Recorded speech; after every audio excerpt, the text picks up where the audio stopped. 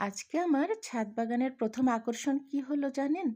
এটা এটা হচ্ছে একটা জবা সুন্দরী, মিষ্টি জবা সুন্দরী। মনে হয় আমার দিকে তাকিয়ে আছে। আমি ঘুম থেকে প্রথমই যখন ছাদ বাগানে পা রাখলাম তখনই মনে হলো ওরা দুজন আমার দিকে তাকিয়ে আছে।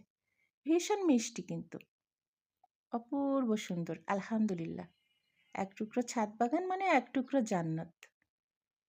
প্রতিটা গাছে আমার কিছু না কিছু ফুল দেবে আর আমাকে সৌন্দর্যে পাগল করে দেবে। কি যে একটা অবস্থা না, আমি সারাক্ষণই মনে হয় যে ওদের সঙ্গেই কাটাই।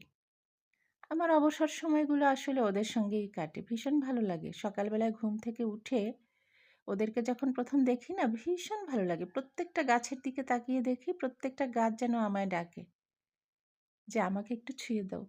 আর আমি তাড়াতাড়ি যেয়ে ওদেরকে ছুঁয়ে দিই, কি আমারও ভীষণ ভালো লাগে। এই ফুলটা ঝরে গিয়েছিল। অনেক ফুল ঝরে প্রতিদিন। ঝরা ফুলগুলোও যেন অনেক সুন্দর। বিছিয়ে দেয় একেবারে পথটাকে, দারুণ লাগে। এই ফুলটা কি বলেন তো? এটা নাকচাপা। অসম্ভব সুন্দর না?